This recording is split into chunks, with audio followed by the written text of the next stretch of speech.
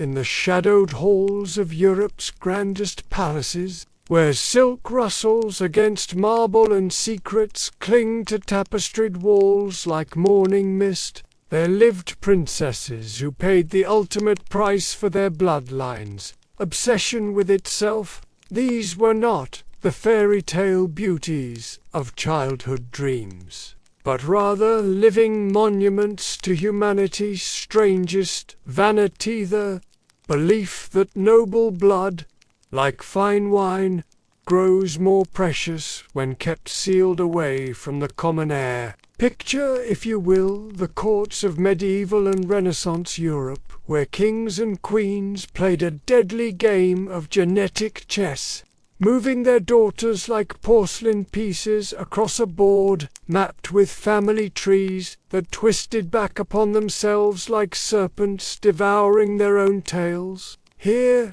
in chambers lit by beeswax candles that cast dancing shadows on portraits of ancestors who bore unsettling resemblances to their descendants, the concept of purity took on a meaning both sacred and profane.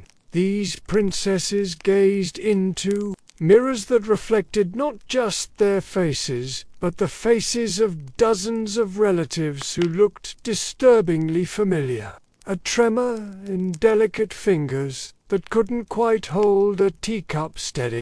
In their private moments, when the weight of their jeweled crowns had been set aside and their ladies-in-waiting had retreated to give them solitude, did they ever wonder what they might have been if born into different flesh? Did they ever trace their fingers along the family portraits that lined their corridors, noting how the painted eyes seemed to follow them with expressions that mixed love and accusation in equal measure? In the early medieval courts, when Europe was still a patchwork of feudal territories held together by oaths sworn on cold steel and colder stone, the idea that certain blood possessed inherent superiority was as natural as believing that the sun revolved around the earth. Consider the Princess Margaret of Austria, who at the tender age of 3 was already promised in marriage to the future Charles VIII of France, her tiny hands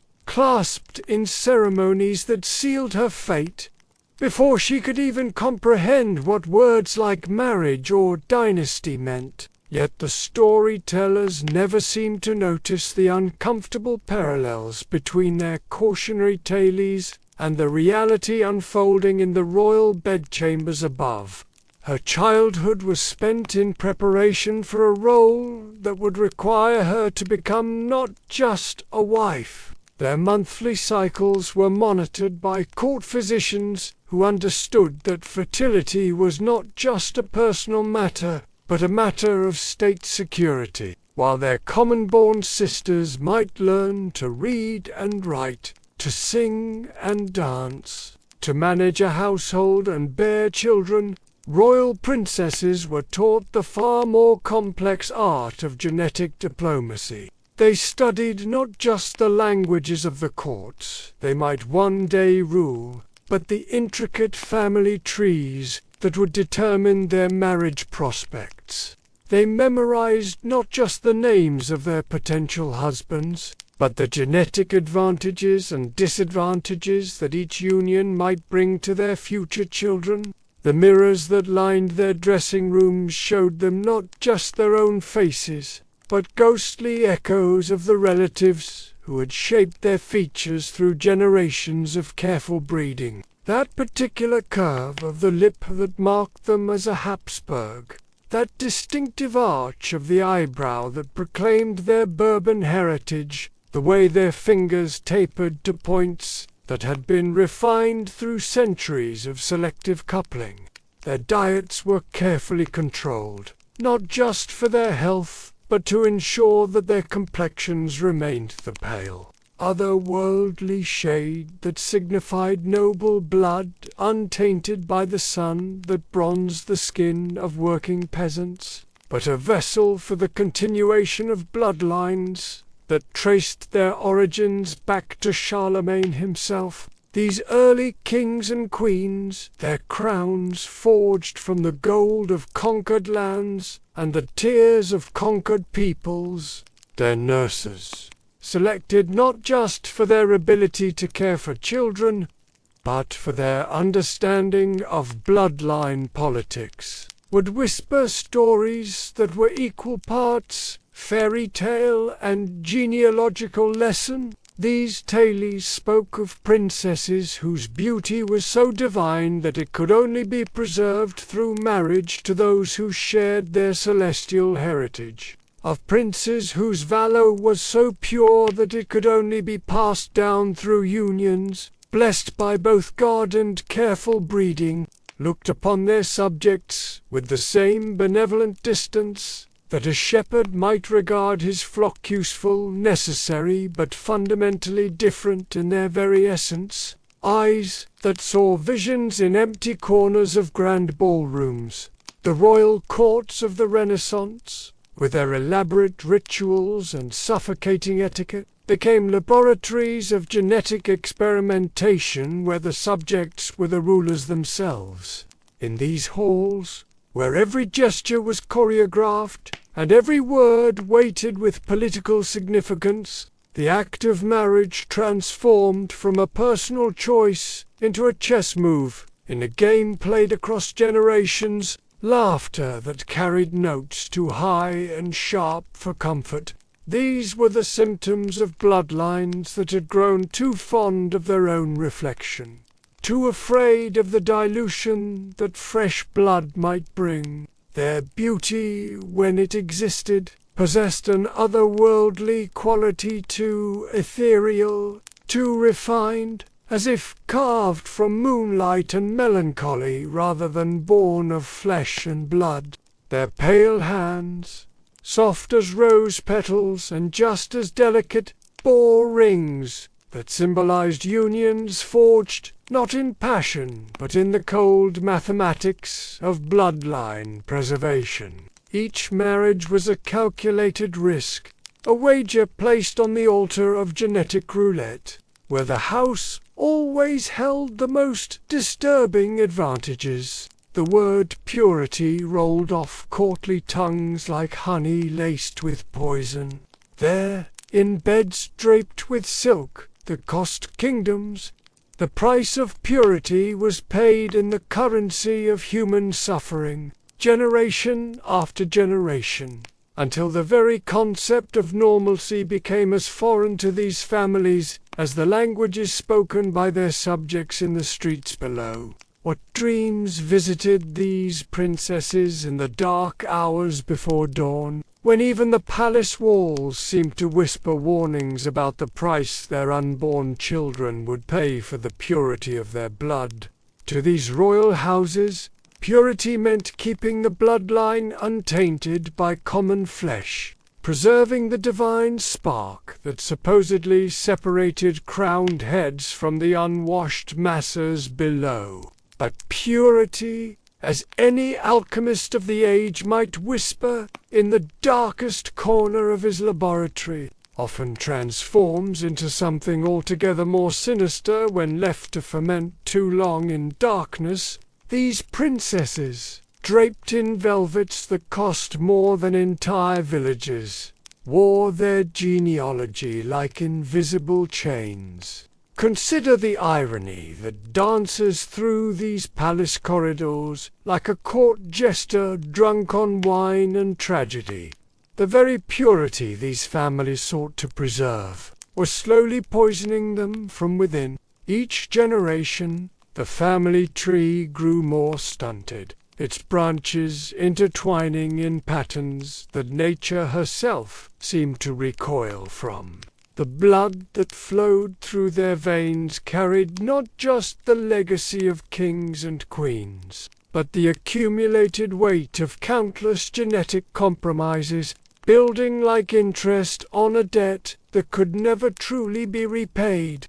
In the flickering candlelight of their private chambers, where servants moved like ghosts and whispered prayers in languages Their mistresses barely understood the price of this purity revealed itself in ways both subtle and stark. But perhaps most haunting of all was the way these princesses themselves began to understand their role in this grand, generations-long experiment. The courts that celebrated these marriages as triumphs of diplomacy and bloodline preservation rarely spoke of what occurred behind the heavy oak doors of the marriage chambers.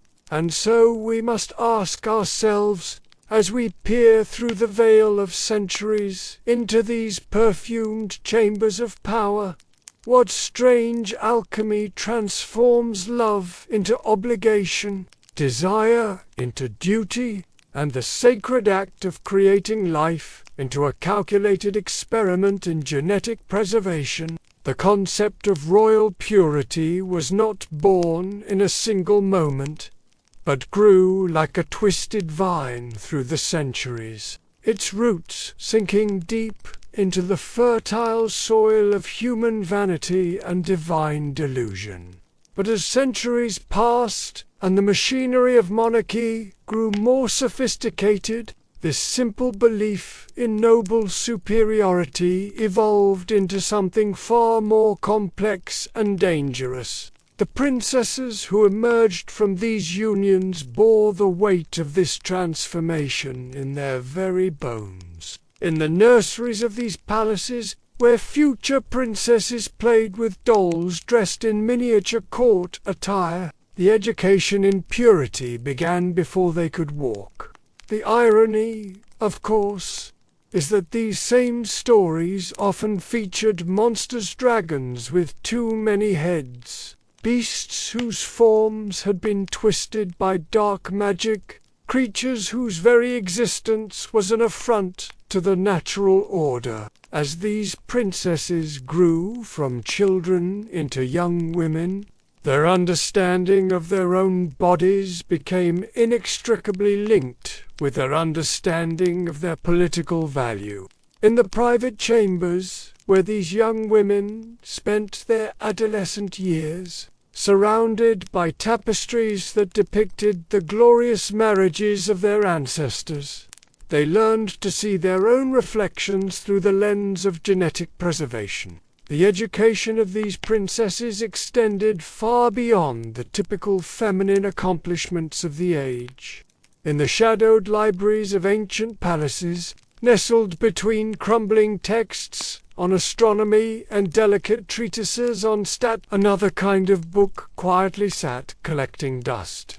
These were their genealogical records-thick, leather-bound volumes, written in the careful hands of aging scribes who understood that what they recorded was not just birth and death, but a centuries-long experiment in purity. Those elegant, oil-painted faces lining the corridors like sacred icons, at first glance, they were regal, composed, impossibly serene, delicate, divine, untouchable. Her beauty is praised, her manners rehearsed. But beneath the silk, something is unraveling. The sadness that arrives without invitation, the moods that come and go like clouds, impossible to predict. Sometimes her hands won't work properly. Sometimes the voices in her head speak louder than the ones outside it. They conceal. They mix tonics that blur pain rather than relieve it. She walks down an aisle lined with the portraits of those who came before those who looked just like her and ended up lost in themselves. Here, in this carefully choreographed intimacy, is where the next generation is conceived. An affliction with no name. The court holds its breath. The cycle has begun again. And so the experiment continues, generation after generation, each one a roll of the genetic dice. Each union, a ritual that pretends at sanctity but whispers of consequence. They admire the chandeliers, the tapestries, the thrones, But the echoes remain in the corners, in the cold, in the still air of rooms where no one speaks above a hush. What were the dreams of those daughters? What did they see in the mirror before the world told them to smile? What did they feel in the silence between their own footsteps? A child created not from love, but from lineage, and no one speaks of the fear.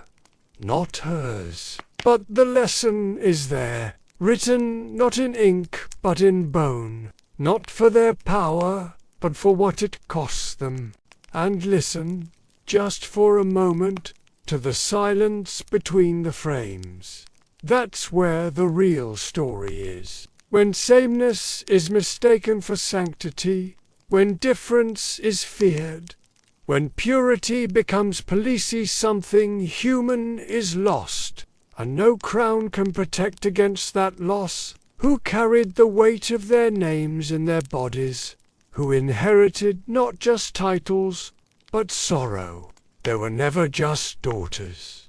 They were offerings, and behind the pageantry, behind the crowns and ceremonies, behind the myths was pain, pain polished to a shine, pain given a name, a role, a portrait, not his, not the kind that flickers in the dark, even as the candles sputter and the curtains rustle in the breeze.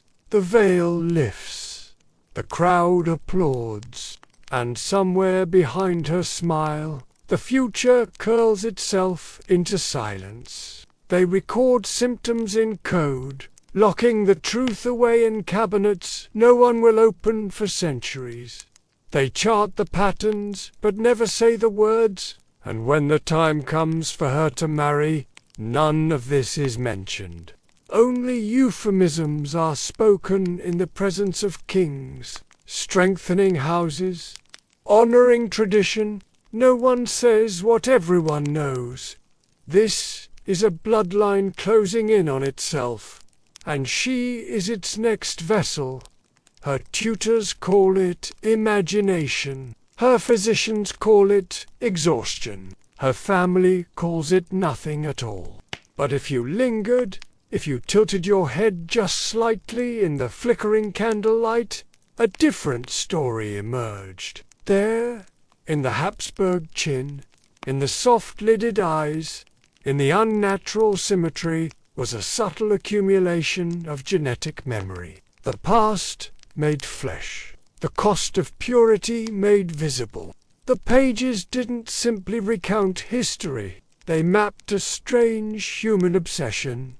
Bloodlines looping back on themselves, like a hall of mirrors. Her slippers muffled on the stone, her candle throwing long shadows across the eyes of painted ancestors. There's her great-grandmother renowned for her beauty, broken by fragility. Her uncle, brilliant and bent. Her father, proud and hollow. And in all of them, something mirrored in herself. A lineage wrapped not in myth, but in quiet suffering. She doesn't need to be told what the portraits mean. She feels it, in the heaviness behind her eyes, in the tremble of her hands, in the sudden bursts of weeping she cannot explain. Names, repeated in endless variation: Charles and Mary, Philip and Joanna, cousin to cousin, niece to uncle, until the line between preservation and distortion began to blur. But the real truth didn't lie on the page. It hung on the walls. In the portraits, now imagine a young princess wandering those same corridors late at night. To the court, she is porcelain, because to name it would be dangerous, because purity cannot have fractures. So the court doctors do what they've always done. They do not heal. The wedding is magnificent. Trumpets, jewels, ancestral lace. What follows is not a romance. It is a continuation. A legacy of bedchambers dressed like altars, of unions designed not for passion but policy. The child is born. Perfect at first glance, but time tells its own story.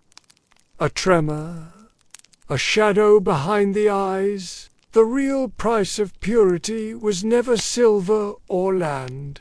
It was her, it was all of them. The princesses who lived and died within these walls. Now, centuries later, the tourists walk through the palaces where these women once whispered to themselves in sleepless nights. The legacy lives on, scattered now across countries, buried under modern names and new rituals. So look again, gently, look at the portraits.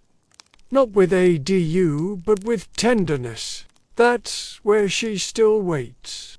Among all the royal houses of Europe, none flirted more obsessively with the sharp edge of bloodline purity than the House of Habsburg. It wasn't love that guided their matrimonial choices, nor even simple politics, though politics was the cloak beneath which their real desire moved. It was something colder, more calculating. The belly-fecal parts, superstition and self-flattery, that they could preserve the sacred essence of royal blood by folding it in upon itself, like a precious metal kept untouched by the corrupting influence of the outside world. The Habsburgs believed their blood should remain untainted, while other kings waged war with swords and cannons. Maximilian wielded marriage contracts like scalpels. The Spanish line, in particular, became a crucible, tucked away in palatial sanctuaries, surrounded by rituals and rigid court life. They began to exhibit traits that should have alarmed even the most superstitious physician. The story is plain to see for those who dare to look. Oh, the princesses! Their treatments were part medicine, part ritual, part performance.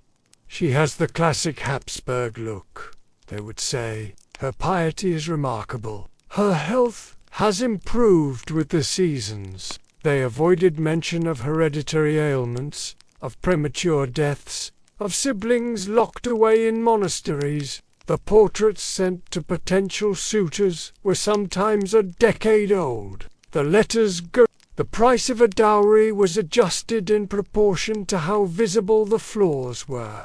They carried elixirs made of crushed pearls and holy water. They burned incense, not to please the nose, but to ward off unseen spirit sore. And in locked drawers they kept notes, private journals, pages written in code. They documented symptoms no one dared name aloud. Epileptic fits passed off as divine trance. Involuntary twitching labeled as signs of vision. Madness called spiritual elevation. Over time, patterns emerged. Certain names produced certain traits. Certain combinations led to instability, but the notes remained secret, because acknowledging them would be to admit that the great House of Habsburg was, at its heart, crumbling from within, born into a lineage that promised divine right but delivered quiet torment. Some were beautiful extraordinarily so, with skin like porcelain, a spectacle so grand it distracted from the desperation beneath it. Brides marched down marble corridors to organs echoing through domed chapels. Veils were lifted with trembling hands, rings exchanged. Bloodlines joined, candles flickered over guests who toasted unions they knew might produce nothing but heartbreak. And in private, behind closed doors, the real transaction took place. Not between lovers, but between genomes, eyes like stained glass, hair that shimmered like something too perfect for this world. But beneath the surface tremors, mood swings, unexplained fainting, sudden rages. Some saw visions, others spoke to shadows. Some were locked away before their 21st birthday, diagnosed not with any formal illness, because no one dared give the truth a name, but with afflictions that were always described in whispers: nervous disposition, delicate constitution, touched by the divine. Artist, her name, often repeated with reverence and regret, is one such example. Her portrait is haunting. Eyes vast and glassy, mouth barely a line. She seems more spectre than woman. In person, they said she was graceful, intelligent, devout, but her letters, carefully preserved and hidden away in family vaults, reveal a mind that flickered between brilliance and despair, then fragmented, then feverish. Paragraphs of insight collapse into sentences that trail off into silence. One moment she is planning court dances, the next she is describing voices in the walls.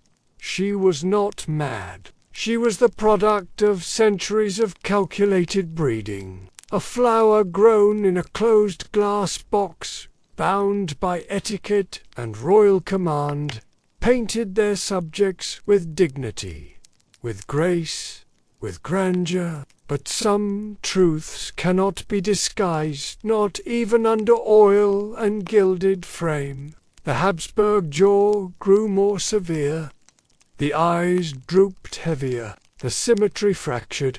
Generation after generation, the features hardened into caricature. Yet still, the portraits were hung in honor, lining halls like trophies, though what they commemorated was less victory and more evidence. The walls of Habsburg castles became galleries of genetic insistence, proudly displaying the cost of ambition measured in cheekbone, in mandible, in brow. Children born with deformities, adolescents gripped by melancholy that would not lift, heirs whose jaws jutted so far forward they could barely eat. Yet the marriages continued, because the purity of the blood mattered more than the health of the heir. The blood was sacred, and anything sacred must be protected even when it poisons. Let others wage war, he said. You, happy Austria, marry. And marry they did. His descendants, interlocked like puzzle pieces crafted to fit no one else. His matchmaking was hailed as genius, at the time romantic even. Poets praised his ability to turn hearts into treaties. But behind the poetry was policy. Behind the policy was obsession. And behind the obsession was a simple, terrifying idea. That purity of blood was worth more than the unpredictability of health. Unmixed. Pure. But purity has a price. And what they preserved in name and inheritance, they paid for in flesh and mind, because what they created, over centuries of carefully arranged unions between cousins and uncles and nieces, was not a dynasty of divine right but a living experiment in hereditary collapse. Cold granite walls, endless chambers, and the ghosts of bloodlines past. Here the Habsburgs entombed not just their bodies, but their delusions. Rituals became armor, daily tasks transformed into holy rites, not to elevate the spirit, but to conceal the decline. A princess could not drink water without ceremony. A prince could not sneeze without 4 courtiers bearing silk cloths and sacred oils. These weren't eccentricities, they were distractions. If the body faltered, The ritual made it invisible. If the mind cracked, the silence patched over the fault lines. An empire ruled by ghosts who wore crowns of their own making.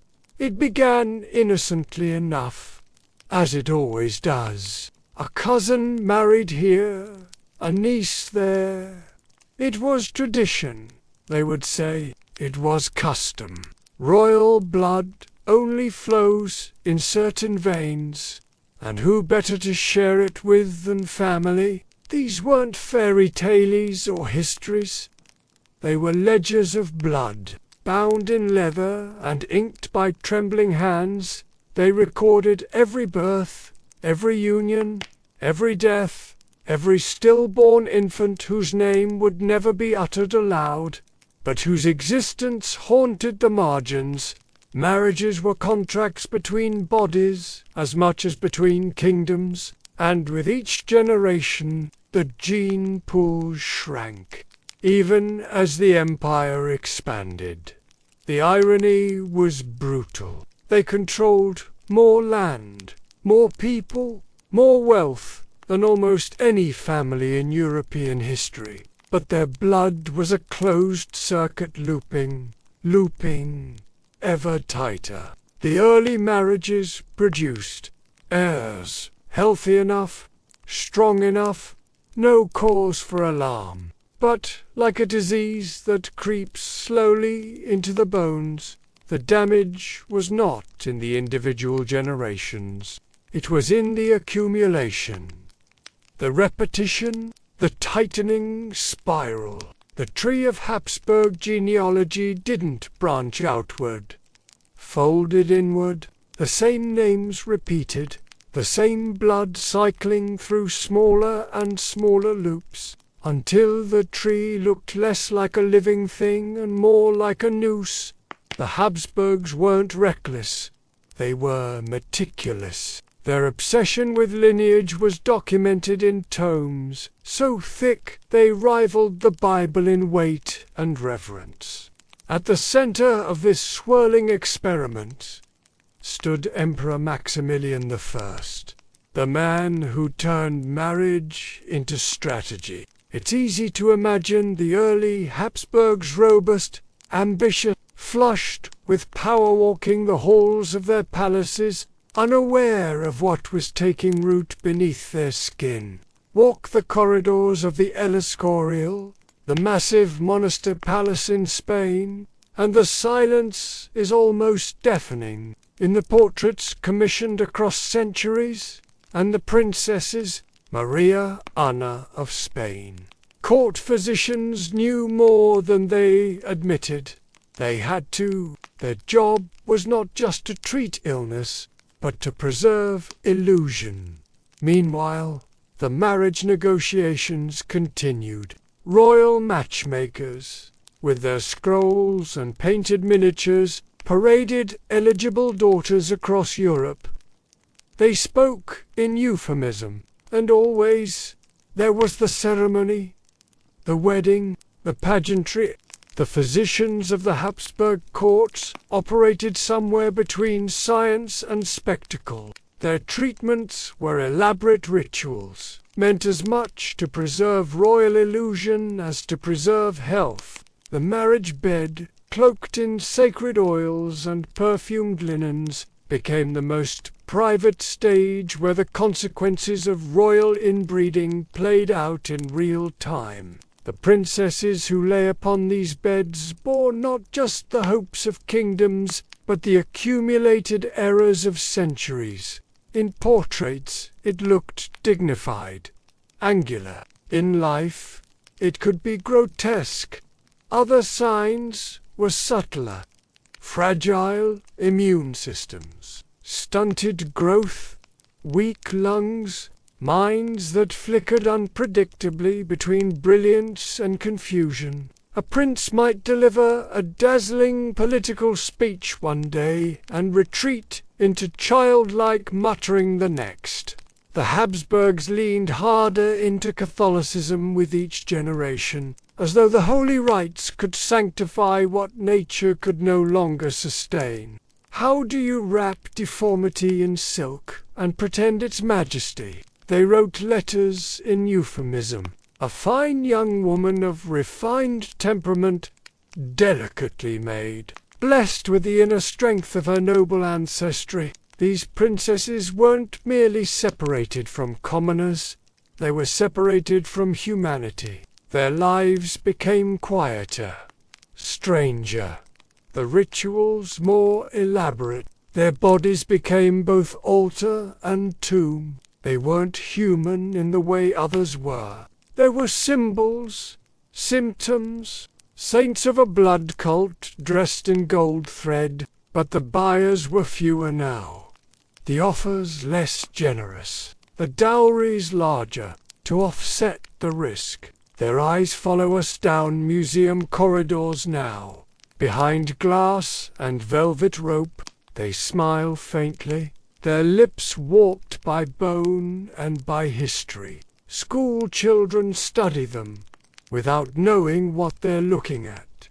But the ghosts do. The halls of Schönbrunn still echo with steps no longer heard, with whispers too soft for tourists to catch. The story isn't gone.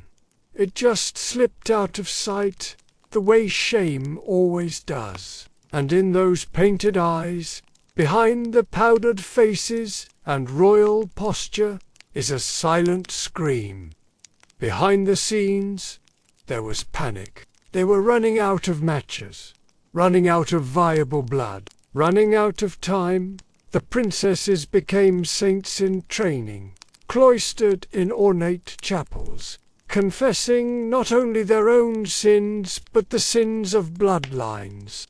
They knelt on marble floors for hours, praying not for love or power, but for deliverance from something they could not name but surely felt in their bones. They wore relics around their necks, kissed rings carved from saints' knuckles, whispered novenas through trembling lips. But what they were asking for wasn't salvation. It was escape. A princess might charm a visiting court with her grace, only to suffer a silent collapse behind closed doors. In time, certain symptoms, melancholy, delusion, seizures became so common that they were no longer feared. They were simply expected.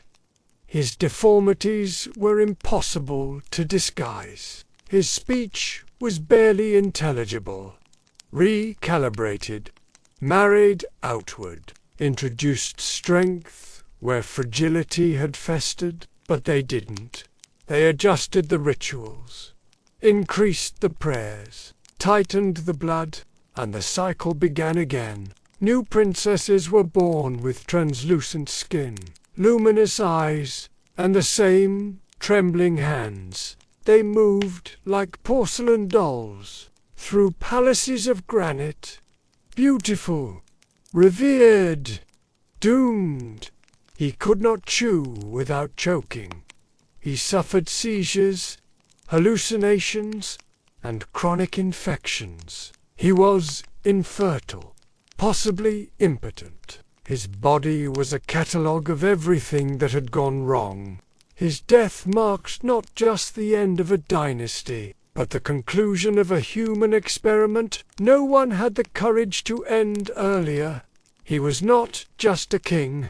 He was a warning, delivered too late. Their wombs were considered national assets. Their ability to conceive and bear heirs determined treaties, dynasties, and the future of empires. A single marriage to someone outside the bloodline might have diluted the curse. Paintings lined palace corridors, lush with myth and martyrdom.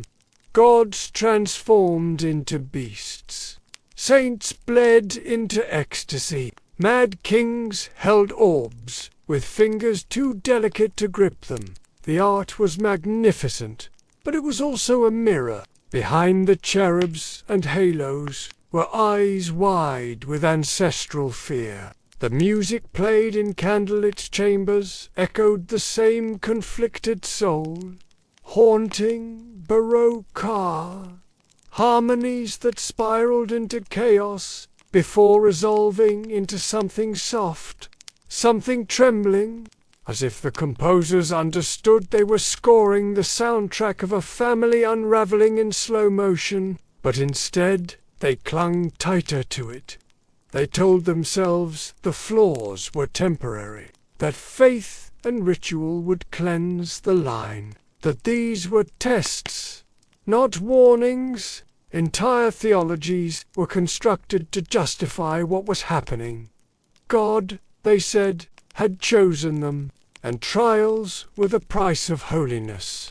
They turned genetic degeneration into a divine narrative, a noble lie, they told themselves, while the portraits on the walls grew more distorted with each generation. But their blood tangled, narrow, strained through generations of familial pairing often betrayed them, and the consequences were harrowing.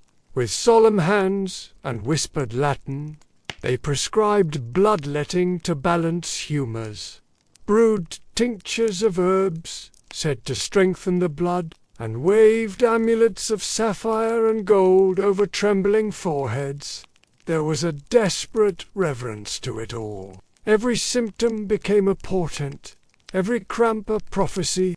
They read ancient manuscripts on conception and childbearing, invoked saints whose bones were locked in jeweled relics, burned incense in the birthing chambers to drive out what they refused to name. Yet for all the prayers and preparations, infant mortality remained heartbreakingly high. Babies were born with twisted limbs, missing organs, or internal weaknesses that would reveal themselves only in time. Some arrived into the world seemingly perfect, only to wither within weeks, as if their bodies were too fragile to hold the weight of centuries. These princesses, swathed in silk and lying beneath velvet canopies, were not just patients.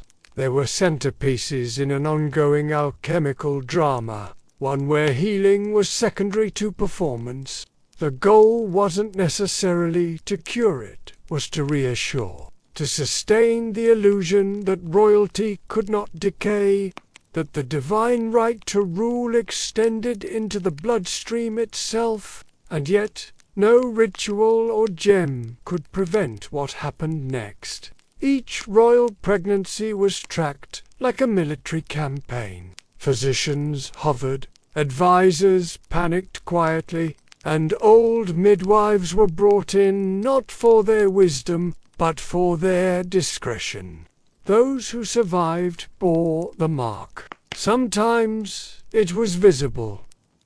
The infamous Habsburg jaw, a deformity so pronounced that speaking clearly or chewing food became a lifelong difficulty.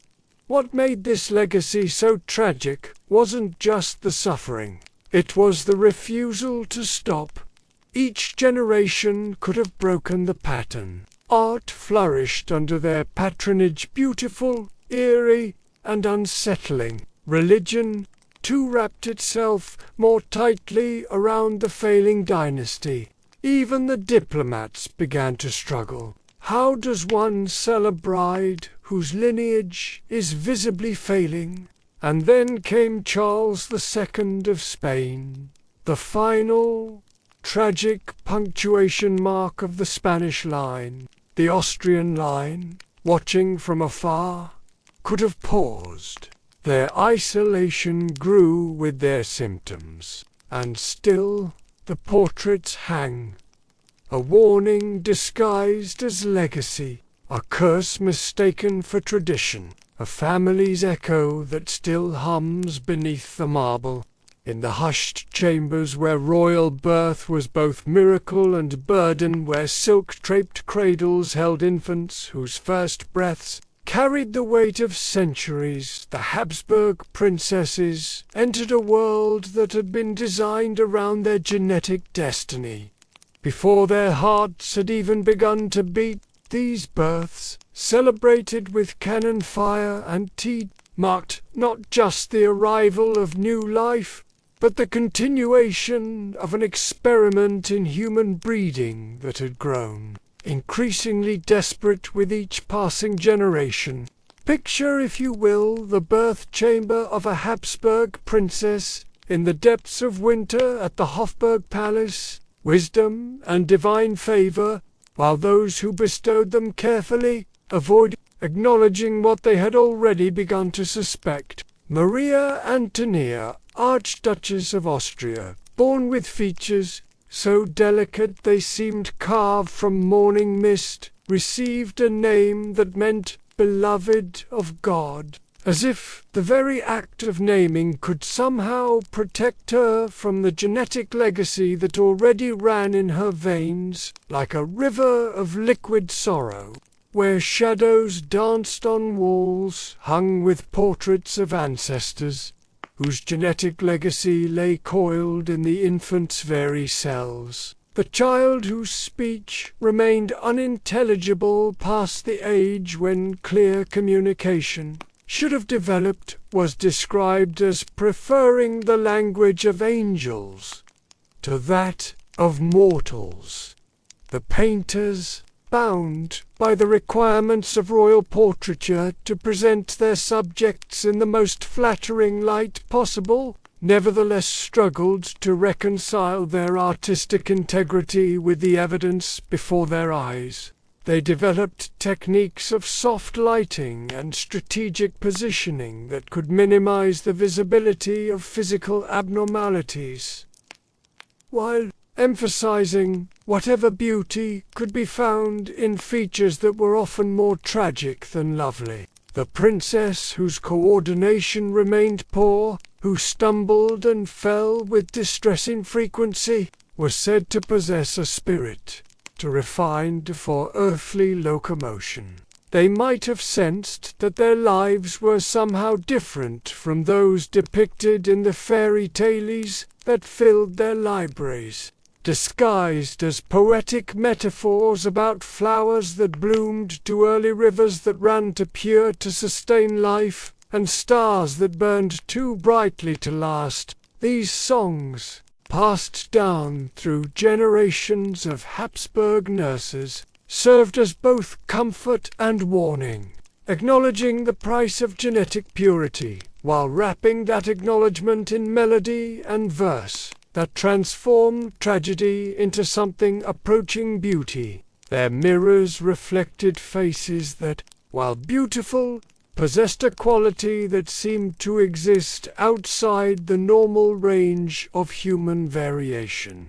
Their bodies carefully tended by physicians and dressed in the finest fabrics that money could buy, nevertheless felt foreign to them, as if they were inhabiting vessels that had been designed for purposes they could not quite comprehend. Soft light filtered through windows of colored glass, casting rainbow patterns on walls decorated with scenes from fairy tales where princesses always lived happily ever after, instead of the rough-and-tumble play that characterized the lives of ordinary children. Habsburg princesses were provided with diversions that required minimal physical coordination. What instinctive knowledge stirred in their developing minds about the price they would pay for the purity that ran in their veins like liquid moonlight, and what shadows already began to gather around their cradles,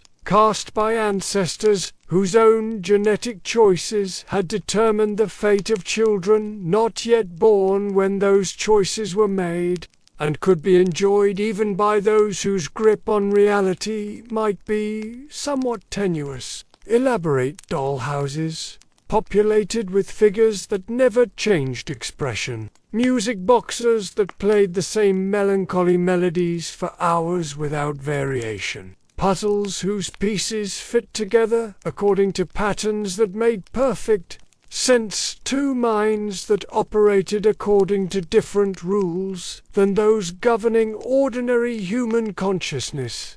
The princess who should have been reaching for toys at 6 months might instead stare for hours at empty corners of her nursery, her large eyes tracking movements that only she could see. Tutors learned to recognize that their royal pupils might possess extraordinary abilities in some areas, while remaining completely unable to master skills that came naturally to children of more mixed genetic heritage. A princess might compose poetry of startling beauty and emotional depth, while never learning to write legibly enough for others to read her verses. These women, drawn from the countryside, where bloodlines mixed freely across generations, carried in their bodies the genetic vigor that had been systematically bred out of the Habsburg line. The irony was not lost on the more observant court physicians, who noted in their private journals how these common-born women could provide sustenance that the noble mothers themselves often could not. The child who should have been babbling cheerfully might produce sounds that seemed to struggle past lips and jaw, that did not quite work as nature intended them to work. The nurses who tended these children were selected not just for their skill in infant care, but for their ability to maintain the fiction of perfect health. While managing the reality of genetic compromise, they understood that their role was not simply to ensure the safe delivery of mother and child, but to conduct the first assessment in what would become a lifetime of careful observation, a jaw that seemed already to protrude beyond the normal range, eyes that, while beautiful, possessed a quality that suggested the child might see more than others or perhaps less than she should. Hands whose delicate fingers trembled with a movement that had nothing to do with the normal reflexes of infancy and everything to do with the accumulated genetic burden of her bloodline. Their trained eyes searched for the subtle signs that would indicate whether this newest princess had inherited the full weight of her family's genetic concentration, or had somehow escaped with only the more benign expressions of Habsburg blood. The mother, exhausted by a labor that seemed to last longer than nature intended, would lift her eyes to see not just her newborn daughter, but a living testament to centuries of bloodline concentration. The child's features, still soft with the protective fat of infancy, already hinted at the distinctive Habsburg traits that would mark her as both blessed and cursed by her genetic inheritance. The court physicians who attended these births carried with them knowledge that was equal parts medical and genetic. These examinations, conducted by candlelight in chambers that smelled of birth and beeswax, often revealed troubling signs that could not be spoken aloud.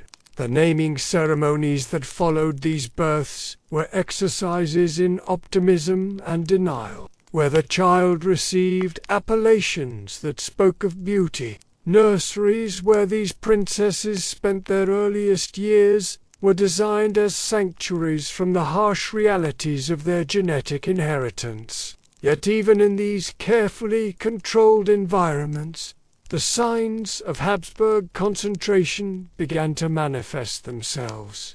The wet nurses who provided nourishment for these infants often came from peasant families whose robust health stood in stark contrast to the delicate constitutions of their royal charges. As these princesses grew from infants into toddlers, their genetic inheritance began to express itself in ways that required increasingly creative interpretation from their caregivers. The portraits commissioned to commemorate these early years reveal the complex relationship between artistic convention and genetic reality. The education that began in these early years was carefully tailored to work around the limitations imposed by genetic inheritance, while maximizing whatever gifts the bloodline concentration might have produced. The games and entertainments provided for these young princesses reflected the court's growing awareness that normal childhood activities might prove beyond their capabilities. In the quiet hours of twilight, when these young princesses sat in their silk-draped chambers, while servants moved about like shadows, preparing them for sleep, the lullabies sung to these princesses as they drifted toward sleep often contained subtle references to the genetic burden they carried. What dreams visited these young princesses in the depths of night, when even the palace walls seemed to whisper secrets about bloodlines and genetic destiny? In the gilded halls, where love was a luxury and marriage a political necessity, the Habsburg tradition of wedding cousins transformed the most intimate of human bonds into an exercise in genetic mathematics. These unions, celebrated with pageantry that could blind observers to their true nature, represented the culmination of centuries of careful planning, or perhaps careful madness, where each bride and groom to the altar not just their hearts and hopes, but the accumulated genetic legacy of countless generations who had chosen family resemblance over family health. The marriage negotiations that preceded these cousin unions possessed an otherworldly quality, like diplomatic treaties written in a language that only the initiated could fully understand. Ambassadors would arrive at court carrying not just the usual dowry proposals and territorial agreements, but genealogical charts that mapped bloodlines with the precision of astronomers charting the movements of celestial bodies. These documents, illuminated by court scribes, who understood that they were creating more than mere family trees, revealed patterns of interconnection that would have made ancient Greek tragedians weep with recognition. Consider the marriage arrangements surrounding Maria Theresa of Spain, whose betrothal to her cousin Louis XIV of France was negotiated like a delicate alchemical formula, where the miscalculation might produce results that no amount of diplomatic protocol could disguise. The ambassadors who conducted these negotiations spoke in euphemisms that transformed genetic concentration into political advantage, describing the strengthening of bloodline bonds and the preservation of dynastic purity, while carefully avoiding any mention of what such preservation might cost the children who would emerge from these unions. The courtship rituals that developed around these cousin marriages took on an increasingly surreal quality. As the genetic stakes grew higher with each generation, unlike the passionate romance that might develop between unrelated individuals, these Habsburg courtships were exercises in recognizing the familiar made strange, in finding desire for faces that bore uncomfortable resemblances to one's own reflection. The love letters exchanged between these royal cousins often read like correspondence between individuals who were falling in love with beautiful, distant echoes of themselves.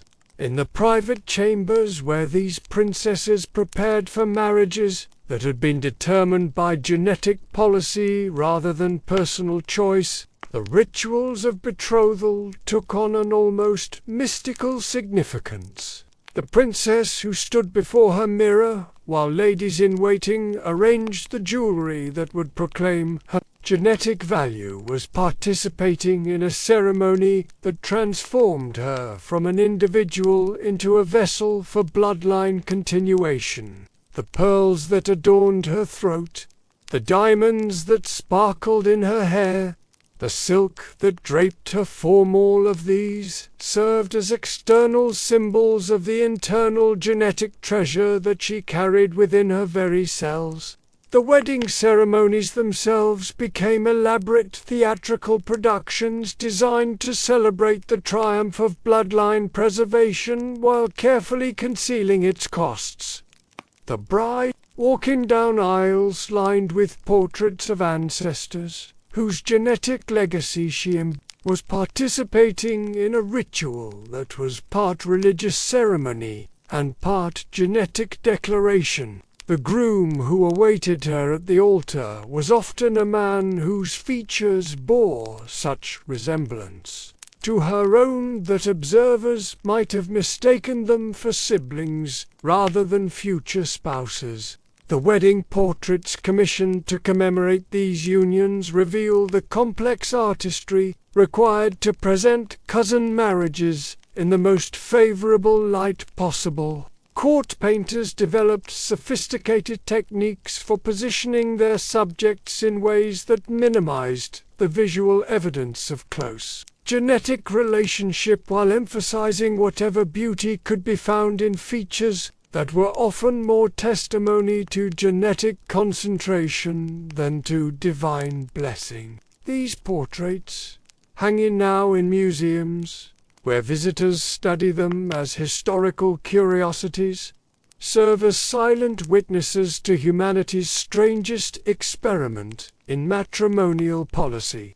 The marriage beds, where these cousin unions were consummated, became stages for dramas that were simultaneously intimate and political. The princess who entered these chambers on her wedding night was participating in an act that was designed not just to express love or desire, but to continue an experiment in bloodline concentration that had been ongoing for centuries. The physical act of union between cousins carried within it the weight of genetic probability, where each moment of intimacy was also a roll of the dice in a game where the stakes were measured in the health and sanity of unborn children. The pregnancies that resulted from these cousin marriages were monitored with an intensity that bordered on the obsessive. Court physicians who attended these expectant mothers understood that they were overseeing individual pregnancies but crucial stages in a genetic experiment whose results would determine the future of dynasties. Their private notes, written in cipher and hidden away in locked cabinets, documented patterns of concern that they dared not acknowledge publicly. The increased frequency of miscarriages, the higher rates of infant mortality, the disturbing tendency for children to be born with visible signs of genetic concentration, the children produced by these cousin marriages often embodied in their very persons the accumulated consequences of centuries of bloodline preservation. Some possessed an ethereal beauty that seemed to glow with its own internal light, as if the concentration of noble blood had distilled some essence of aristocratic perfection that ordinary mortals could never achieve. Others bore more obvious signs of genetic compromise. The protruding Habsburg jaw that made normal eating and speaking difficult. Eyes that seemed to look through rather than at the world around them. Hands that trembled with movements that had nothing to do with nervousness and everything to do with neurological inheritance. Yet perhaps, most tragically, these cousin marriages trapped their participants in cycles of repetition that seemed to possess their own inexorable logic. Each generation, faced with the evidence of genetic deterioration in their children, might have chosen to introduce fresh blood into their family lines. Instead, they often doubled down on their commitment to bloodline purity, convincing themselves that the problems they observed were temporary aberrations rather than the inevitable result of their breeding practices. The social rituals that developed around these cousin marriages created elaborate frameworks for not what any objective observer might have recognized as genetic catastrophe, court etiquette became increasingly complex and formal, providing structured environments within which the symptoms of inbreeding could be hidden, explained away as aristocratic eccentricity. The princess whose speech was slurred by jaw deformities was described as possessing a voice too refined for common understanding. The prince whose coordination was compromised by neurological problems was said to move with the deliberate grace of one who communes with angels. In the end, the Habsburg tradition of marrying cousins revealed itself to be more than just a matrimonial policy. It was a form of collective delusion that transformed genetic self-destruction into dynastic virtue. These marriages, celebrated with all the pageantry that royal treasuries could provide, represented humanity's most sustained attempt to deny the fundamental genetic principles that govern all life on Earth. The princesses who participated in these unions were both the architects and the victims of a tradition that confused isolation with purity, concentration with perfection, and familiarity with love. What whispers passed between these royal cousins in the privacy of their marriage chambers, when the weight of genetic destiny pressed down upon them like burial shrouds made of silk and gold? What unspoken knowledge flickered in their eyes when they gazed at children whose features proclaimed the triumph and tragedy of bloodline preservation? And what dreams haunted their sleep, populated by ancestors whose genetic choices had determined the fate of descendants they would never live to see? In the portrait galleries where Habsburg faces gazed down from gilded frames with expressions of serene authority, observant visitors might have noticed a curious evolution occurring across the centuries, a gradual transformation of the human profile that seemed to follow its own mysterious logic. What began as a barely perceptible prominence of the lower jaw in early Habsburg portraits slowly metamorphosed into something far more dramatic. The jaw that had once been merely prominent became severely protruding, creating facial profiles that seemed to belong more to the realm of medical curiosity than royal portraiture. Court painters found themselves facing an increasingly impossible task: how to present their Habsburg subjects in a flattering light, when the very structure of their faces defied conventional standards of beauty.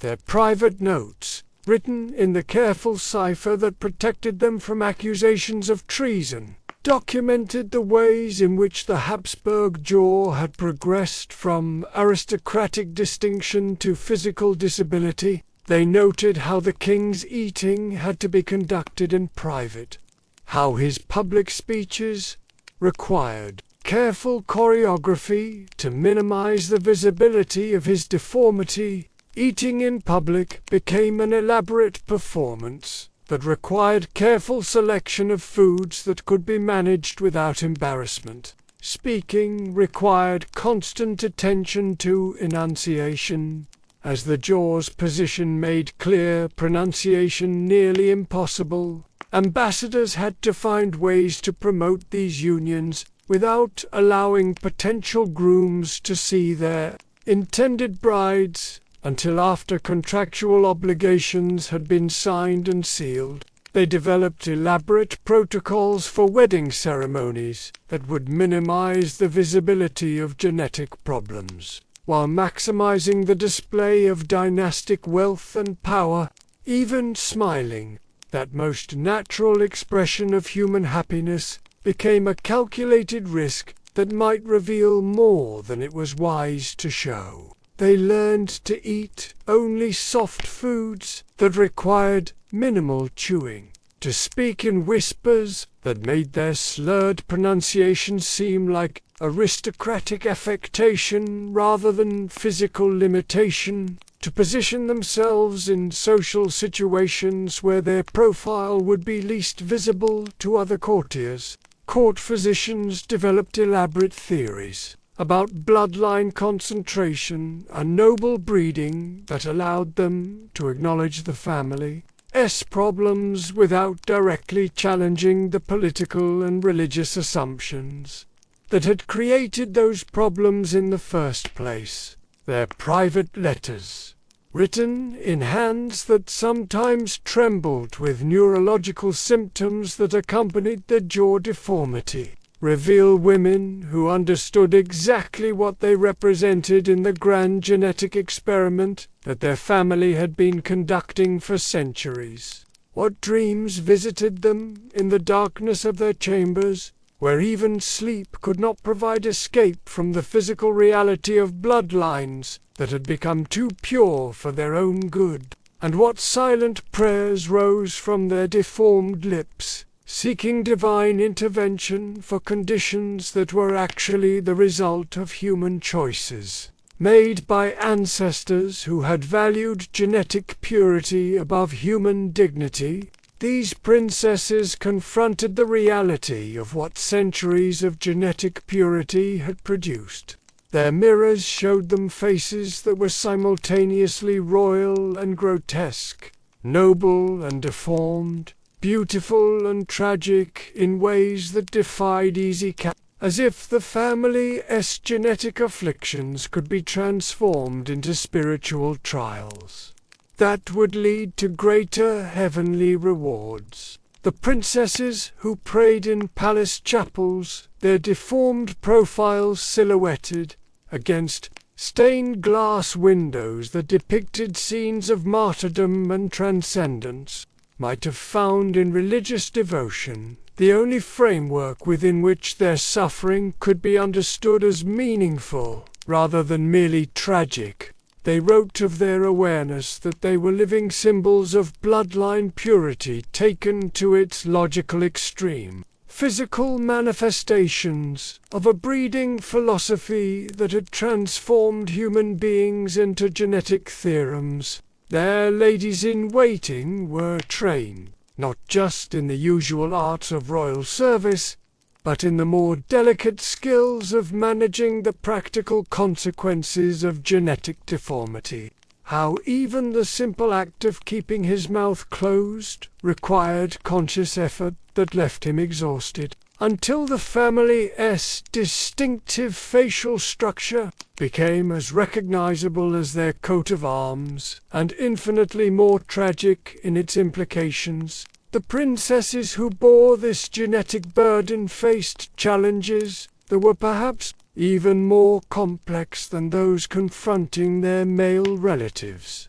For while men might retreat into the relative privacy of council chambers and battlefields, women were expected to be ornaments of the court, their beauty a reflection of their family's divine favor and political power. They learned to position their subjects at angles that disguised the protrusion, to use lighting that cast shadows in strategic places, to employ artistic conventions that drew the viewer's attention away from problematic areas. These portraits, hanging now in museums around the world, represent not just artistic achievement, but diplomatic necessity, visual propaganda designed to maintain the fiction of Habsburg beauty in the face of genetic reality. The Habsburg jaw, that protruding mandible that would become the dynasty's most infamous genetic signature, did not announce itself with sudden, dramatic flourishes, but crept into the bloodline like a tide that rises so gradually that those caught in its path never quite realize they're drowning. In the early generations, when the family's commitment to genetic purity was still a relatively new experiment, his lower teeth protruded so far beyond his upper teeth that proper chewing became impossible food. had to be softened to the consistency of infant pap before he could manage to consume it. His speech, already compromised by the family's tendency toward mental instability, became further garbled by a mouth that simply could not close, properly forcing him to communicate in sounds that courtiers had to learn to interpret like a foreign language. The jaw presented itself as nothing more than a distinctive, aristocratic feature per Habsburg faces apart from the common crowd. But as the generations passed and the marriages between cousins became not just tradition but obsession, this distinctive feature began to evolve into something that challenged the very boundaries of human anatomy. Consider the tragic case of Charles II of Spain, the final Habsburg king, whose jaw had evolved to such extremes that it interfered with the most basic functions of human existence. The court physicians who attended Charles II understood that they were witnessing the culmination of a genetic experiment that had reached its logical and terrible conclusion. But Charles II was merely the most extreme example of a condition that had been building in the Habsburg bloodline for generations. The Habsburg princesses who inherited the family jaw learned to navigate their lives around a deformity that affected not just their appearance, but their ability to perform the most basic social functions. The portrait painters who worked with these princesses developed increasingly sophisticated techniques for minimizing the visual impact of the Habsburg jaw. The marriage negotiations involving Habsburg princesses with pronounced jaw deformities required diplomatic skills that bordered on the miraculous. The daily lives of these princesses became exercises in adaptation and concealment. Yet perhaps most poignantly, these princesses often possessed intelligence and sensitivity that made them acutely aware of their own condition. The religious life of the Habsburg court during this period became increasingly focused on the themes of suffering and divine testing. The medical treatments available to these princesses reflected the era's complete ignorance of genetics, but revealed a growing awareness that Habsburg jaw represented something more than simple individual misfortune. In their private moments, when the demands of court etiquette had been temporarily set aside and they could examine their reflections without the protective mediation of flattering portraiture, what thoughts occupied the minds of these princesses as they struggled to eat their carefully prepared meals, their protruding jaws making each bite a reminder of their genetic inheritance? There is a certain quiet terror to watching someone smile through madness, especially when the madness is not sudden, not wild, not dramatic, but gentle, dignified, crowned, and dressed in embroidered gowns so heavy they could silence any scream. The royal courts of Europe were well accustomed to performance. But behind the velvet curtains and the bone-white laced gloves, some performances began to slip. The line between eccentricity and affliction thinned until it disappeared completely, and what remained was a generation of women whose minds had become ornate cages, and nobody dared speak it aloud. They carried the weight of their own blood, knotted and repeated across generations.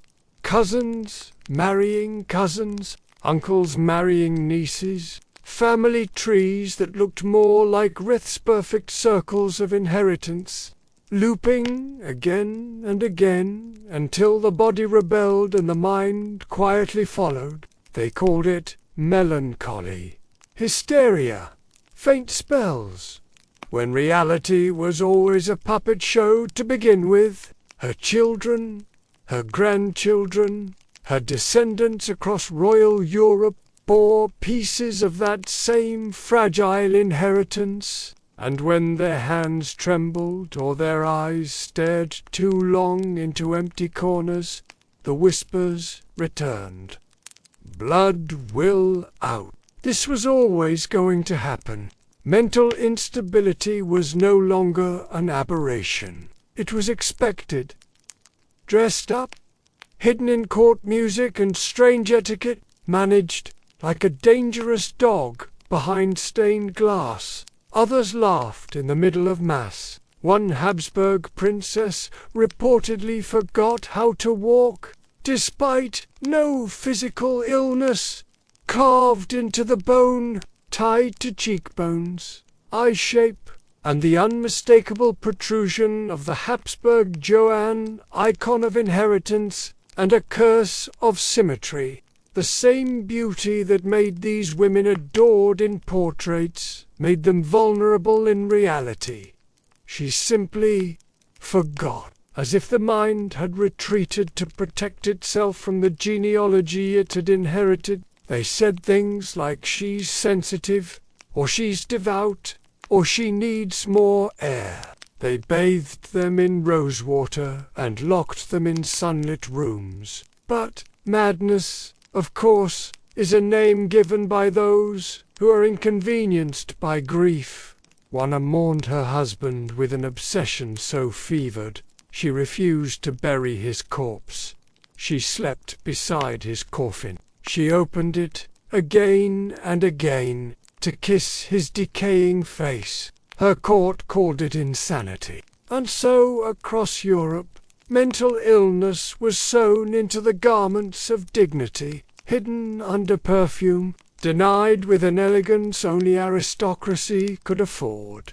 But who defines what grief should look like when love and power are stitched so tightly together that you can pull one thread without unraveling the other? Instead of therapy, they were assigned handlers ladies in waiting, whose true job was to manage the unpredictable. They prescribed silence like medicine. They turned illness into ritual. Because how do you say that the princess has lost her grip on reality? Royal women, especially in the tightly entangled courts of the Spanish Habsburgs and Austrian nobility, carried more than just titles. Take Juana of Castile, known unforgivingly as Juana la Loca, Juana the Mad. You could scream, yes, but only into a pillow woven in Florence. You could weep, but not during the coronation. Whether hallucination or poetic vision, no one asked. They simply noted it, and scheduled another parade to distract the press, or spent entire seasons refusing to speak to men at all, claiming they could hear their thoughts and that they were cruel. You could wander, but only within the marble limits of your family's estate. Juana's legacy was passed, not just through stories, but through genes. The truth was too delicate to name, so they used other words. She's pious. She prefers solitude. She's contemplative. You must be beautiful, but not too bold. Clever, but not cunning. Emotional enough to seem human, but what they meant was, she doesn't recognize us. She speaks to shadows. She hasn't eaten in days. They kept the women safe by making them prisoners. Palaces became gilded asylums, because somewhere in the tight spiral of ancestry, the mind had started to fold in on itself. It wasn't just sorrow. It was structure, the way the brain was wired. Neurological damage, disguised in high collars and ceremonial fans. Some women rocked themselves quietly in golden chairs. Their lives shortened, stunted. Iris told us everything we needed to know about what happens when power protects illness instead of confronting it.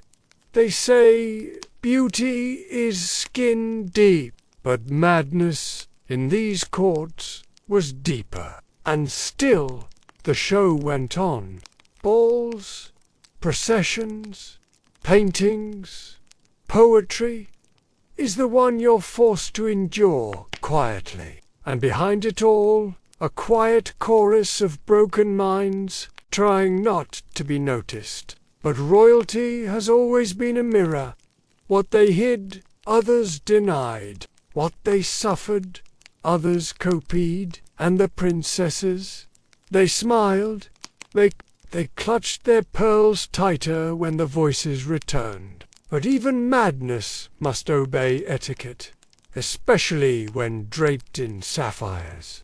The illusion of control became its own kind of treatment. Instead of physicians, they were given confessors, a kind word, a tightened corset, a redirected conversation. That's how you kept a royal woman from unraveling. And when that failed, you sent her away to a convent, to a private estate, to the farthest corner of the palace, where only the trusted were allowed to pass. Silklove and silent, one Austrian duchess was said to have fits of divine clarity, in which she would stare at portraits of her ancestors for hours, then burst into tears, declaring she had seen their eyes move. Others heard music in their heads, saw fire where there was none. And perhaps they were right, because being a woman in power has always been a contradiction. And when you are born into madness, there is no winning that game. So they learned to play it from inside the glass box, wearing the same velvet that crowned their mother's funeral, hosting suitors with eyes that trembled just slightly too long, composing poetry that was dismissed as melancholy, which is just a softer way of saying she knows she's trapped. History is full of warnings disguised as rituals. These women were not exceptions. They were signals, quiet flares from within the monarchy.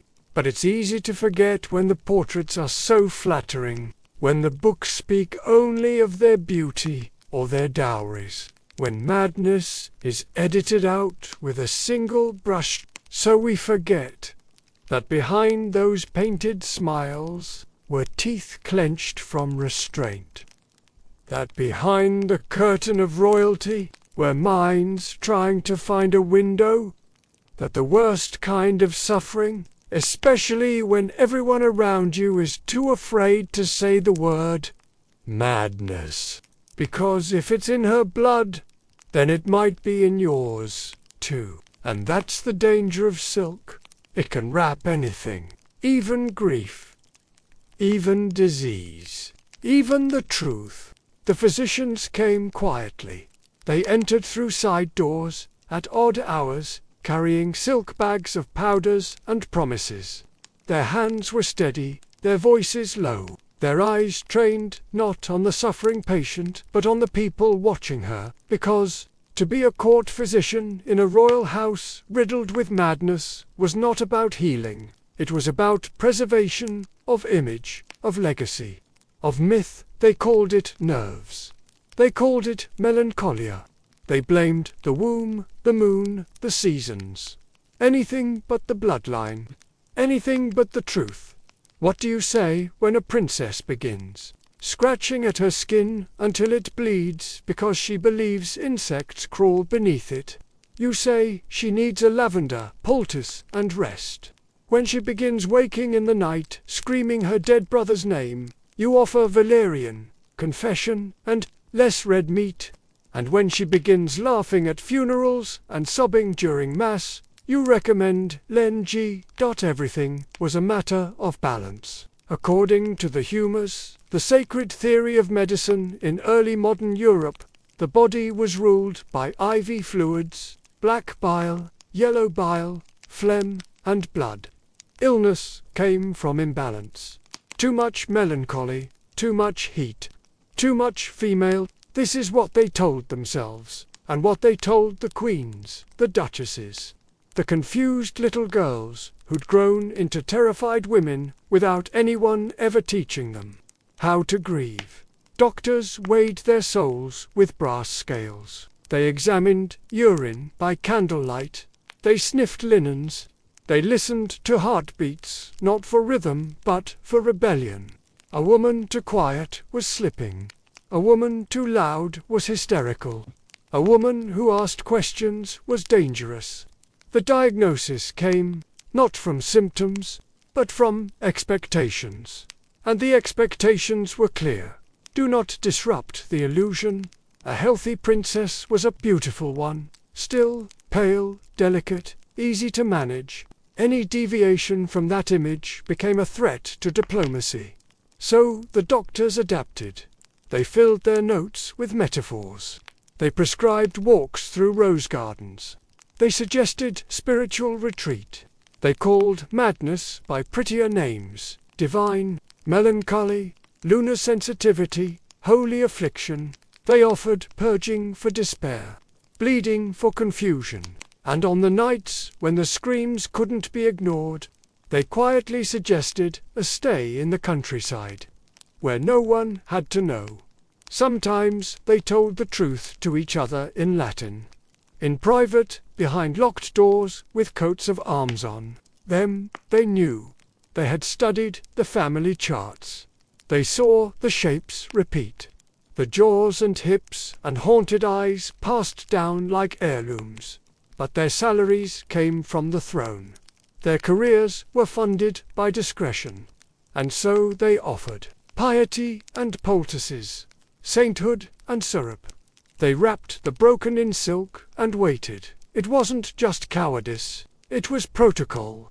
A diagnosis was a political act. To say a princess was unwell was to admit the blood was flawed, and that was unthinkable, because that blood had married empires.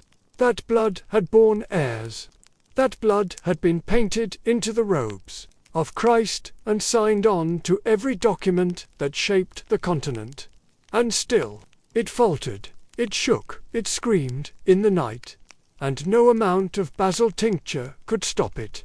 The Habsburg courts kept lists, not of diagnoses, but of symptoms.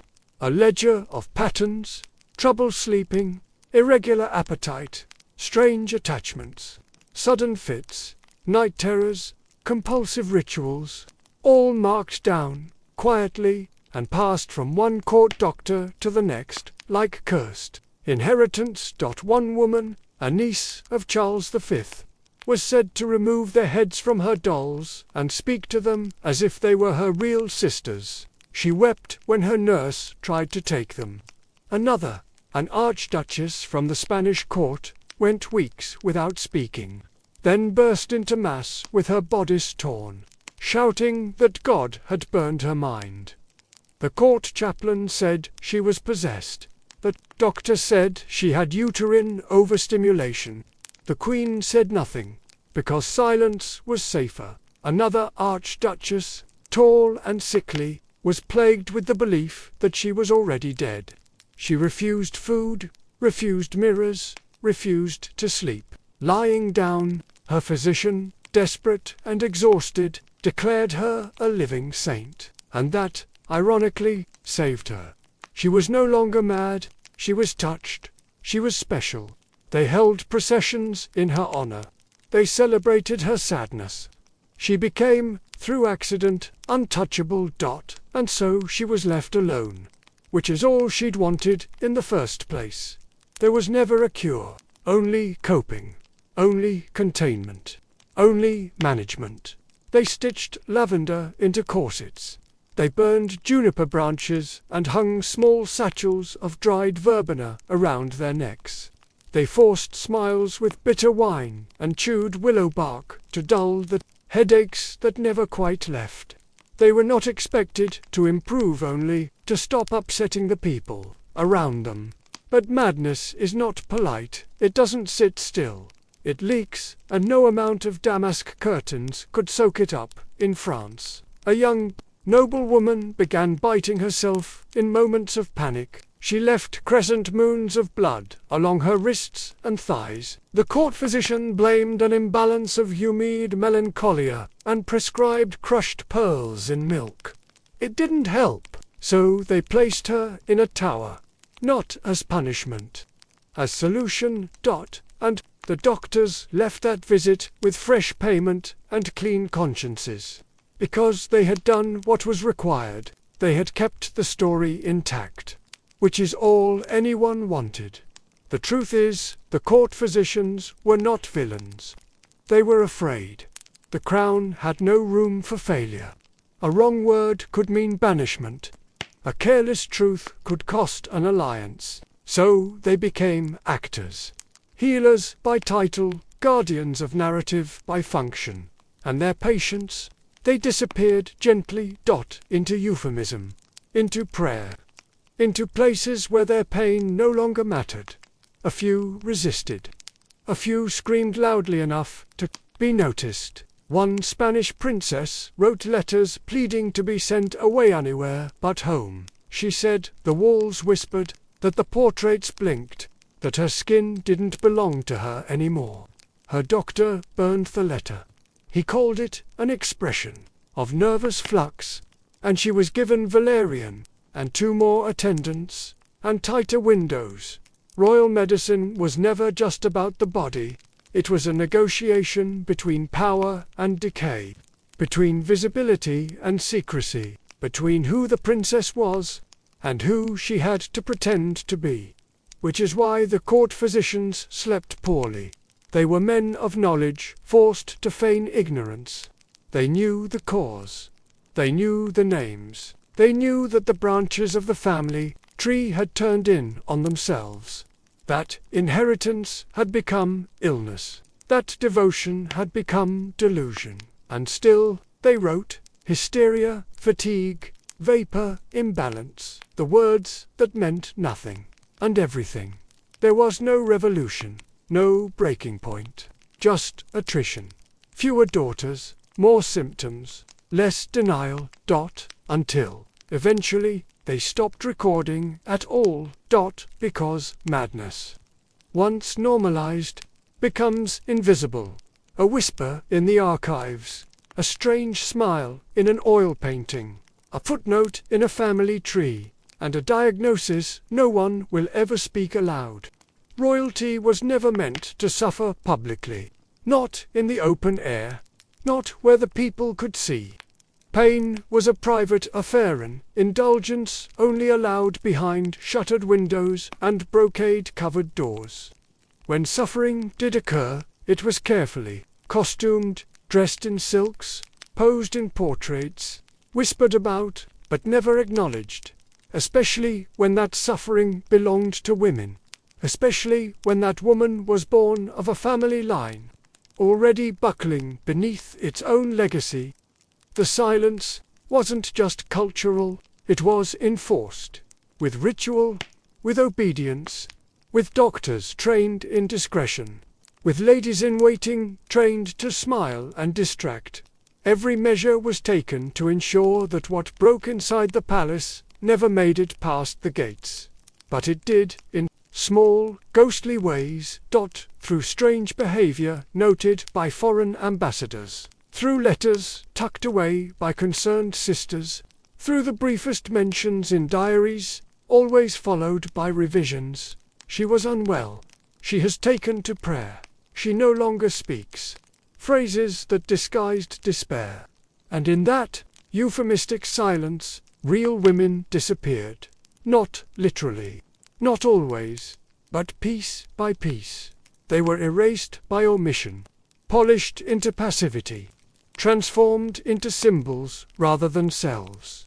And when they cried out truly, cried out the world, mistook it for performance. A duchess trembling at her own wedding. Nerves. A princess who couldn't sleep or stop fasting. Devotion. A queen pacing for hours, barefoot, humming to herself. Reverence. The palace had a script, and deviation was not permitted. But the suffering persisted, quietly, like water seeping through old stone. Sometimes it took the form of illness, pale faces, wasting bodies, women who aged far too fast for their years. Other times, it was emotional, the kind of sorrow so heavy it bent the spine. And sometimes, it was something stranger, something harder to define. A kind of spiritual hollowness, like the soul had curled up to hide. One Spanish noblewoman was said to have stared at her reflection for hours each night, touching her face as though it belonged to someone else. Her maids were told to pray for her clarity. Her doctor suggested a week of total darkness. The church called it a moment of divine reckoning, and no one ever said the word grief. But it was grief. Grief for lives chosen by blood, not by will. For expectations shaped centuries before their births. For bodies handed over to alliances. For minds shaped by ancestors who had shared too much of genetics, of religion, of madness, that their pain was not irrelevant. It was just inconvenient. So it was managed, not healed, not addressed, just dressed in jewels and moved to the next event. But pain, like history, doesn't vanish when ignored. It calcifies, it haunts, it finds new forms. And the palaces of Europe were haunted, not by ghosts, but by the echoes of silenced women who were never allowed to say what hurt. In some courts, they created rituals for it. Elaborate daily schedules meant to prevent thought. A full morning of embroidery, a measured walk through the gardens, prayers timed to the hour, each moment filled so the mind had no room to wander. But minds wander anyway, especially the ones that were never truly free. The rituals did not cure them, they simply disguised them. A princess who wept between scheduled prayers was said to be devout. One who scratched her arms raw beneath her sleeves was simply delicate. In this world, appearances mattered more than truth, and silence mattered more than salvation. Some found ways to survive it. They created small rebellions, refusing to marry, delaying mass, feigning illness to stay in bed. But even those were temporary. The machine kept turning. Marriages were arranged. Wombs were expected to fill, and pain, if it wasn't useful, was quietly erased. And so, the women who couldn't hide it were hidden instead. A castle in the hills, a room near the chapel, a suite that no longer required visitors. The court kept moving, and their names slowly dissolved into obscurity. She prefers quiet, they said. She has taken to prayer. But behind those doors, grief fermented into something harder. Resentment, confusion, silence that became its own kind of madness, but perhaps the most haunting thing was how ordinary it became, how suffering was normalized, expected. The cost of royalty, the price of blue blood. No one questioned why daughters cried more than sons, why brides hesitated at the altar, why queens grew thinner by the day. It was simply the way of things. And so, the lineage continued. Shaky hands holding golden scepters, vacant eyes beneath jeweled crowns. Their portraits still hang in museums, faces painted with the illusion of poise. But if you look closely, sometimes there's a flicker in the eyes, a too tight mouth, a stiffness to the posture. You can almost hear it if you're quiet enough. The soft murmur of someone who was never truly allowed to speak. They were called hysterical, melancholic, overly sensitive, but they were simply human. And like anyone whose pain is denied, they carried it in silence, became the only thing they knew. They are all in the painting. You've seen it before, or something like it, a long, echoing hall lined with oil portraits in heavy gilded frames. A frozen tableau of royal bloodlines arranged in impossible stillness. Velvet drapes from their shoulders, rings glint on stiff fingers, Pale eyes stare out as if eternity were something they were born into. At the front, a child, always just a little too small. Behind, a mother with an unreadable mouth, a father who looks embalmed in pride and powder, and somewhere near the edge, half-shadowed or slightly turned away, a daughter who doesn't quite belong. Her smile is not complete. Her hands are uncertain. She is still, but not composed, present, but not seen. And though she wears the same brocade and bears the same features, you sense something of a presence that feels more like absence. You don't know her name. No one told you, because in royal history, names are reserved for the chosen, and those who could not bear the weight of those names, who faltered under their crowns, who cracked at their altars, were gently erased. But she existed. They all did. The soft ones, the fragile ones, the mad ones. The women who walked palace corridors with whispered thoughts and trembling hands, whose suffering didn't fit the script. They stood on cold balconies and looked out over kingdoms that would never belong to them. They were taught which fork to use, how to kneel, how to bleed quietly in silk.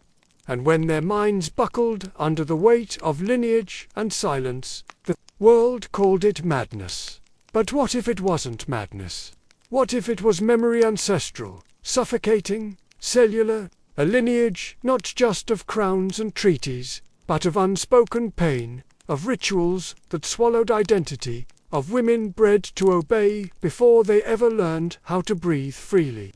The archives won't tell you that. They speak in softened terms. She was delicate. She had an excess of nerves. She preferred solitude. There are gaps in the letters, pages missing from the diaries, medical reports rewritten or destroyed.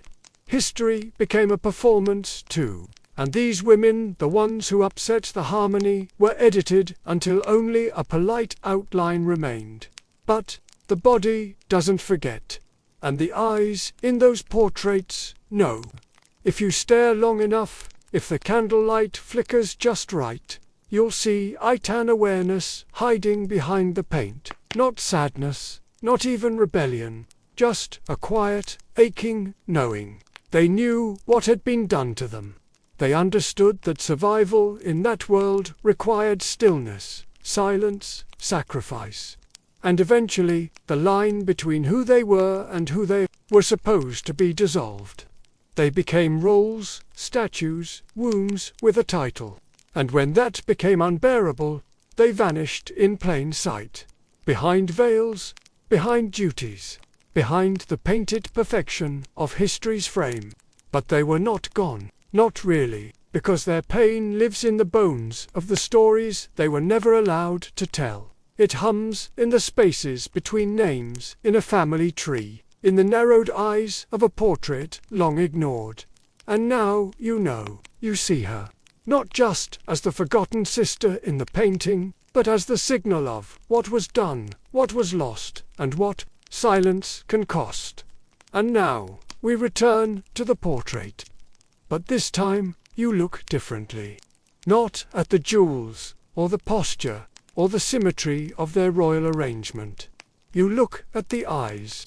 You look for the girl who didn't blink quite right, the sister who stood too far off to the side, the cousin who was painted without a name. You look for the ones who were never meant to be remembered, the ones who disrupted the story with their sadness, their silence, their stubborn refusal to be okay. You can almost hear them now, behind the varnish and gilded frames faint, like the rustle of silk in a still room, like the breath someone holds too long in their throat. They were there, they are still there, and perhaps they never left. We like to imagine history is written by the victors, but more often it is sculpted by the silences, the unspoken, the unwelcome, the inconvenient truths left just out of frame. These women lived in that margin. Not saints, not villains, not footnotes, just human. So deeply human it frightened the people who needed them to be perfect. And for centuries, the world nodded along with the libicus that was easier than facing what happens when power and pain occupy the same body. But every royal line is stitched with these small tragedies. A sister who didn't speak, a cousin who screamed too much, a mother who smiled too tightly, a daughter who couldn't sleep, and no one asked why. Because asking would mean acknowledging that something had gone wrong not once, but repeatedly. That the cost of preserving purity was the destruction of peace. That the price of legacy was often paid by the youngest, the softest, the most silent. And so the pattern continued. It was embroidered into gowns, etched into the ceilings of palaces, codified into law, reinforced in marriage contracts, passed down in whispers and tinctures and tight-laced corsets. It became culture. It became destiny. It became invisible. But invisibility is not the same as healing. And one day, someone will ask, not for scandal, not for spectacle, but because they need to know, because they see themselves in the margins, because they, too, come from lines shaped by pressure and silence. And they will want to understand what it means to survive the weight of someone else's expectations. What it means to inherit a history that was too ashamed to name its wounds. And they'll find her, that girl in the portrait. Not smiling, not quite still, almost erased, but not gone, never gone. Because her story lived in the bloodstream, even when no one spoke it, because memory clings to bone, because suffering unspoken still echoes, and because the truth, however buried, never truly dies, just waits. So let it rise now. Let the portrait crack gently. Let the silence lift. Let the story end not with sorrow, but with recognition, not with a tidy answer, but a soft breath of understanding. Let the forgotten be named, even if just in a whisper. Let the last candle burn low, and may your sleep carry the memory of every voice that was once made quiet. Good night.